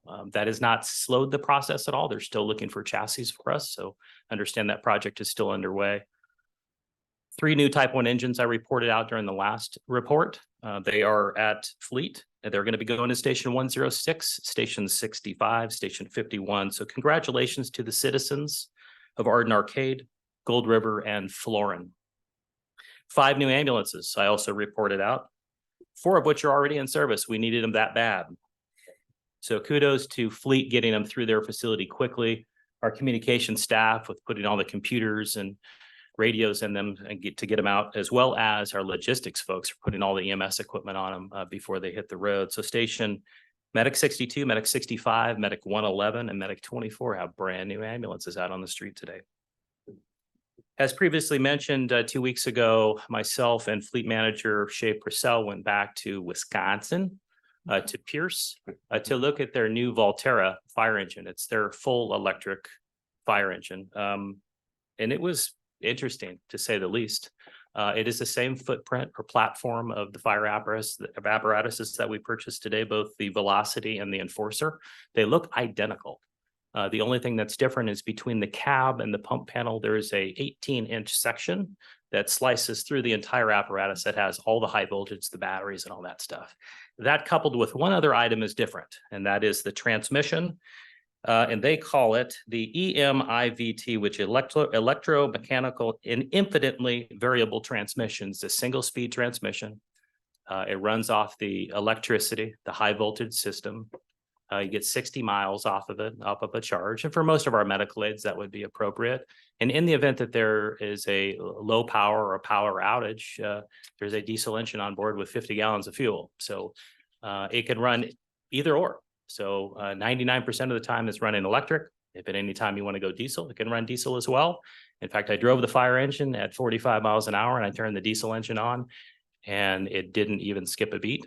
And then we pumped later that day at 110 PSI on one of the hose lines, and we switched it back and forth 5 times between full electric and diesel combustion. And it didn't even skip a beat. So Pierce is doing it right. They still have some work to do. Right now, they have partnered with Madison, Wisconsin, and has had one of their electric vehicles there now for going on 2 years. To date, they have not run in diesel mode one time. Slower fire department, though.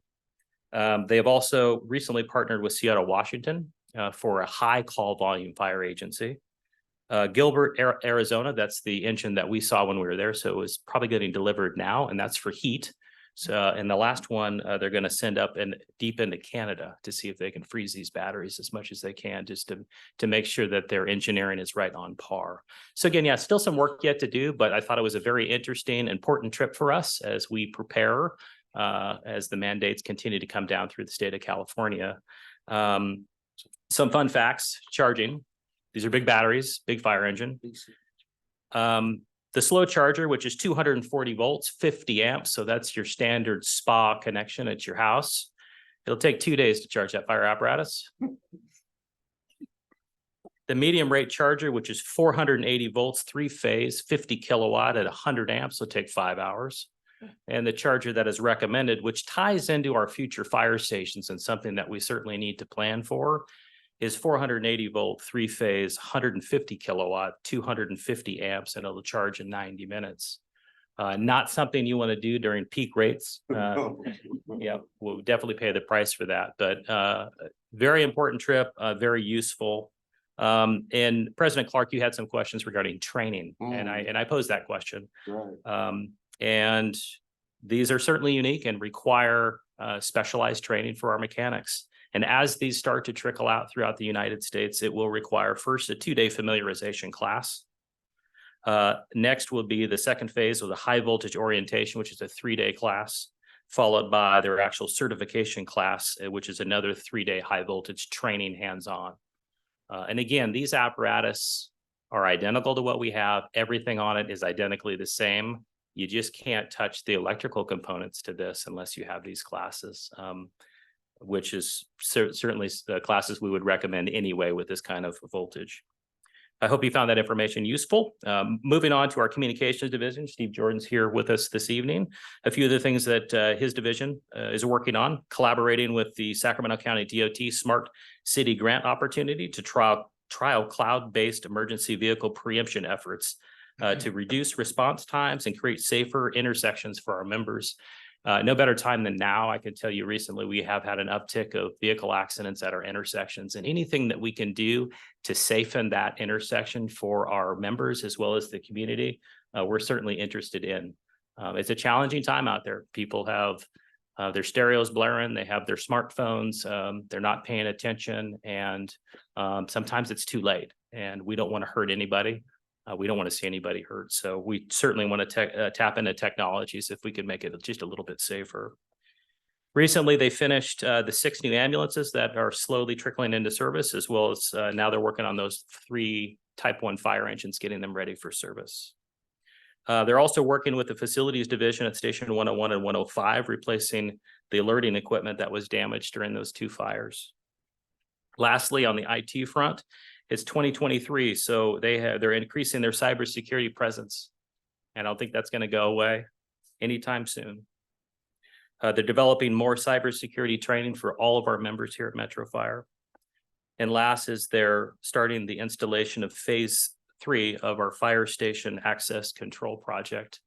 This is a project that we've been working on for quite some time, and at the completion of this phase 3, in order to get into our secure fire stations, it will require either a personal code that each firefighter has or an ID card with fob built into that ID card. So we'll be a little bit more secure tomorrow than we are today. Well, that concludes my report unless you have any questions for me. Do you have any questions? No. Excellent report. Thank you. Thank you very much. All right. Good news. Finally, we have firefighters local 522. And DC Cole is not there, but that's Sean Scholar. Not Matt again, it's me, sorry. Sean. Sean Scholar. Perfect. I think my name will get on that list one day. We'll see. No, we were aware from the last time. We got that fixed. In our minds. I do. It was Scott, right? Yeah, it was Scott. I think it's because Scott Perryman, but he's a good guy as well. So I wanted to start off this evening. Thank you, President Clark, members of the board, Chief House, executive staff, members of the public, a lot of my colleagues this evening. Thank you very much. Sean Scholar, Director, Local 522, filling in for Matt Cole.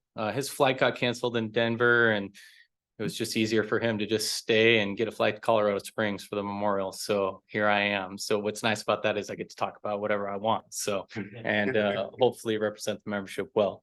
I'd like to start by echoing what Chief House said about the memorial stair climb this year, downtown Sac. It was fantastic. Great turnout for Metro Fire.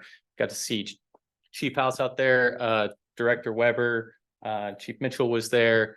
A lot of white helmets climbing the stair climb this year, which was fantastic. I think I saw Chief Farik out there climbing. So it was nice to see a diverse group of our organization out there climbing. Like every year, there's recruits that fill in for those that can't make it. And so there was recruits, I think it was from Sierra College and ARC. And so we happen to have a small group of those with us in our group that was climbing. And so we were able to start picking their brains and trying to sell them on Metro Fire and why this agency is the best, right? So it's a great opportunity for us to give them some information on our organization. One thing that kind of stood out to me though is that the recruit told me that they don't know anything about Metro Fire. It's not really talked about because in the ARC Fire Academy, it's a lot of Sac City instructors. So took that as an opportunity to tell them everything about our organization and even have some ride-along set up for those folks to do it. So maybe we can get more of a part or presence in that academy, given that it's right in our district. And Director Gould. I know we have a big part in the paramedic program, but it would nice to see us get a little bit more face in the fire recruit side of it. So especially a lot of those folks are living in our districts first in. And so yeah, I'd love to see that moving forward. I will give a shout out though. The only member of Metro Fire that I heard, and nobody's going to be surprised by this, but Tyler Kraft. Tyler Kraft is there and filling in as an adjunct instructor, which is no surprise because everybody knows Tyler Kraft. So good for him representing our organization. So, but that was a phenomenal climb. Definitely feeling it, as I'm sure everybody is. So, but it's always good to get out there and remember remember all the people that lost their lives that day. Kind of a unfortunate fact that was presented to us on that morning is that there are 342 firefighters that have lost their lives as a result of related illnesses to going and helping. And so that one kind of hit home that day, I think, for a lot of us to realize that we've almost exhausted the amount of firefighters that actually lost their lives that day, just from those that have died from job-related illnesses as a result of 9/11. So when we talk about never forgetting and remembering those, it's also the people that have lost their lives as a result of that. And so that was a good opportunity to be able to share that with some of those newer recruits. A lot of them weren't even alive when 9/11 happened.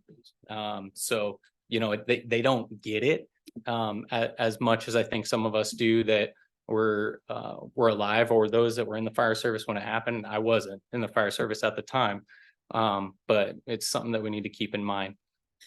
In relation to that, we have Colorado Springs Memorial. We have a lot of members out there right now. It's the national memorial that's going to be honoring one of our own, Engineer Kyle Rutherford's name's going to be going on the wall in Colorado Springs. His family's out there, which is fantastic. A lot of instrumental members of our organization that helped the family during that process are going to be out there. So Honor Guard, we have members representing our organization that are there with the Honor Guard. So thank you to everybody that had a part in that. Thank you for everybody that sacrificed their time to go out and do the work parties at the Rutherford's family's house and all that. It's another time for us to remember. So in addition to that, we have the California Fallen Firefighters Memorial coming up October 14th. Rutherford and Biddy's names are going to be going on the wall on October 14th, in addition to Merzinski Sr., who retired as a chief of Rockland Fire, but I know has strong ties to this organization as well. So October 14th, that'll be a big day for us to also remember some of our own. So keep that date in the back of your mind. Labor management, we have scheduled for September 20th. It's going to be a big meeting. I think it's scheduled for 48 hours, something like that, or probably drag out to be 48 hours. So plan on bringing cots and sleeping bags and just camping out here. I've requested bunk beds multiple times for Matt's office because I feel like we're here all the time, but we'll see how labor management works out. It's a good thing though. I think we have a lot to accomplish and get done, and I have hope that we will. So looking forward to that. Following that, we have a Metro unit meeting on the 21st. So we're going to be able to provide a lot of information that comes out of labor management to the unit meeting, because we always get questions. We try to have those unit meetings following labor management just so we can give transparency on the communications that are happening from a labor front, making sure that the membership's voices are actually being heard, and the problems that they have or issues that are coming up are actually being discussed. So 21st for that. Lastly, I just want to leave you with this. I know there's going to be some changes with union leadership coming up. And so I wanted to at least let you guys know.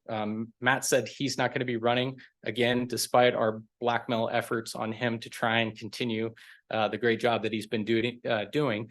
We'll probably have some change in some union leadership and some vacant positions and directors, and we're going to have elections and things like that. But I just want to give you a guarantee that whoever is in that next position, that we're going to continue doing exactly what we're doing. It's going to be a collaborative effort with labor and management. We have a great vision of where we need to get as an organization.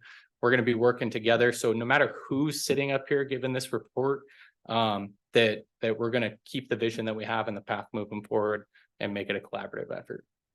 And that's all I have. Do we have any questions or comments? Thank you very much for a great report. Perfect. Thank you very much. Great job. All right. Now we're going to move on to committee and delegate reports. Executive committee, the next meeting will be to be determined. Communications Center JPA, AC Green. Thank you, President Clark. Directors, Chief House, everyone. Chris Green, Assistant Chief in the Operations Branch and a board member for the Communications Center JPA. I've got some tough facts to follow tonight. I promise you my report is not as exciting.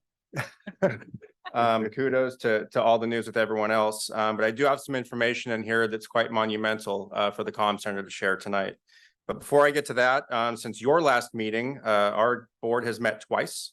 On August 22nd, we approved just general planned expenditures for information technology related items, hardware, software, and pulse point upgrades.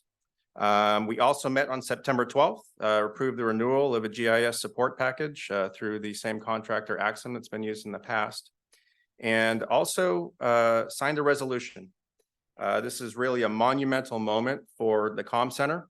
Over the last year, the executive director worked with a third-party consultant to produce a strategic plan. A first in quite a long time, if not ever, for the comm center. The strategic plan, I would say to translate, is very similar to what you've put together collaboratively, but every member of the comm center, from newest to most senior in every single position, had an opportunity to provide input. And very collaborative process. This blueprint is through the year 2030 for the next 7 years.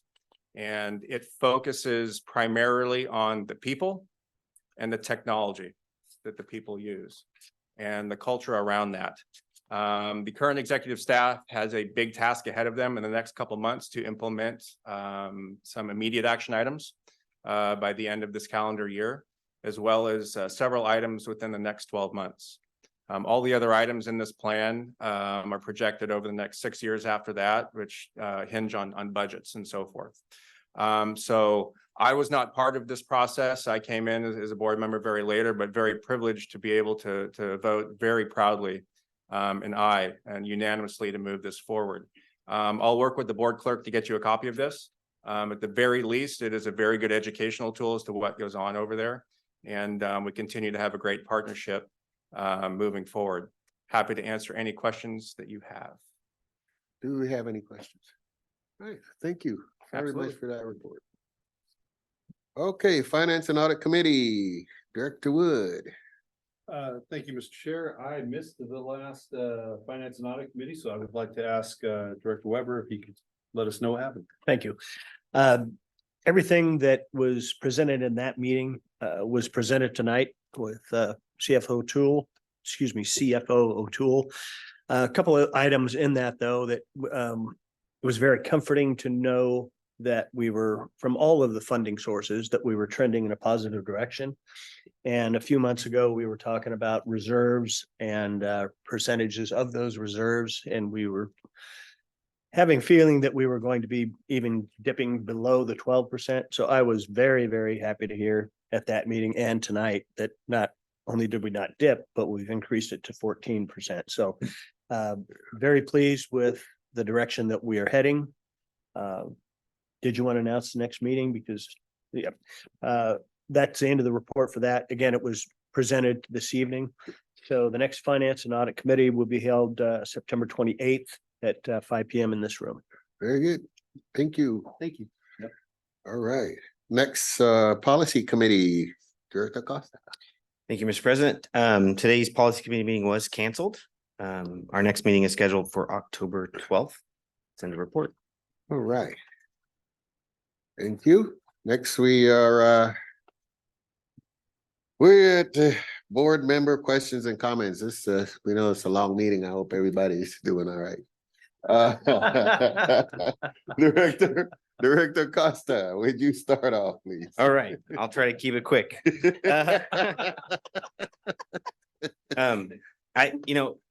Despite the long meeting, I think we've had some fantastic presentations. Oh, amazing. And Chief, I want to thank you for your leadership. You stepped up, you laid out a plan, you started implementing that plan. I know the board has provided some feedback, some opportunity, and you didn't hesitate. You started implementing. So thank you. I think we saw that tonight in the presentations. I want to thank everyone for taking the time to put together those presentations, including the information like the PowerPoints, because I know for myself, it helps me be better prepared for the meetings. I know for the public, it helps them be better prepared for what we're doing and where we're going. So thank you for all your work. In the report or in the comments. Okay, thank you. Director Sailors. Thank you, Mr. President. Thank you for turning my mic on. Thank you, Art. I too want to say thank you to everyone for the presentations and thank you, Chief House, for allowing doing the announcements for the promotions for everyone out there tonight. I just want to do a quick announcement. This Saturday, downtown Rio Linda is having their country fair. It's a big thing in Rio Linda. There's usually like 5,000 people that come to it. Metro Fire will be there. It is a huge recruitment opportunity for the reserves for Station 116. It starts in the morning at 8 o'clock with a breakfast at the Rio Linda Community Center, and it goes till 4 p.m. Mr. President, I would like to bring up an issue that has come up in my district in the Rio Linda, Alberta area. A constituent by the name of Mr. Glover has come forward with concerns about some service delivery concerns concerning water tender 116. Could we please agendize this for our next meeting? Certainly. Thank you. All right. Thank you. That's all for me tonight. Thank you, everyone. Thank you, Director. Director Wood. Thank you, Mr. Chair. I wasn't going to say anything, but Sean Scholar brought up, made a comment that I want to address. It's horrific that we've lost 342 firefighters since they met and responded to the events on 9/11. There are thousands more that are, or hundreds more that are sick and ill. And over the last 22 years, they've had to fight tooth and nail to get the benefits and the attention and the treatment that they deserve. And the people that they've fought are a number of elected representatives from around the country. So for those who, as we get ready to go into a rough season or an interesting series of elections in the next 12 months or more, I just want to implore and remind all our men and women to look deep into these issues, think about who they're looking into and know who they're voting for, because there are a number of people in our community that represent our communities that have voted against the interest of your brothers and sisters that are sick and have died in New York. And that's all. Thanks. Thank you, Director. Great comment. Director Sheets. Follow him. Thank you for the presentations tonight. Also want to congratulate the MMP members and their graduation and the employees that have gotten help me out. Promoted. Thank you. Sorry, it's late. And then also a big thank you to Station 32, all the shifts, all the hard work. It was a beautiful station before. It's an absolutely gorgeous station now. And it was a great event. So a big thank you. And I agree. I'm a little partial. I do think that's one of the best stations. Thank you. Director Weber. I have no comments. All right. All right. Seeing that I'm the last person. And after this, I will call for a moment of silence before we recess to closed session for Chief Harley, and also remembrance of the lives lost in 9/11. Great reports tonight. I mean, though it's a long meeting, a great, Chief, once again, thank you for your leadership. It's just, I'm just impressed. You're doing a good job. And ditto to everything else that's been said, all the great reports. So before we go to a closed session, I'd like us to stand for a moment of silence for Chief Hartley and the 9/11 victims.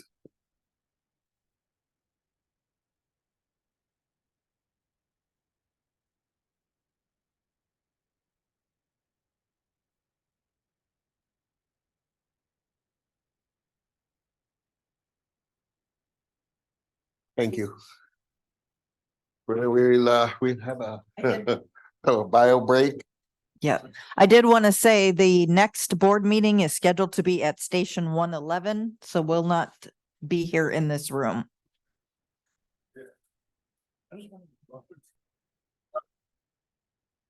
Well, let's get back into open session. Council, would you report out, please? Thank you, President Clark. the board met in closed session under the agenda to consider the workers' compensation compromise and release for employee Roger Ferenc. The board voted unanimously to approve a settlement of his workers' compensation claim. And that's it. Thank you. Our next regular board meeting is September 28th at 6 p.m. Great meeting tonight. I declare this meeting, having no further business, I declare this meeting adjourned. Just a reminder, we're at Station 111, is that? Oh, yes, that's right. Well, Marnie, our board clerk announced it earlier, so, yeah. I just been reading my own brain.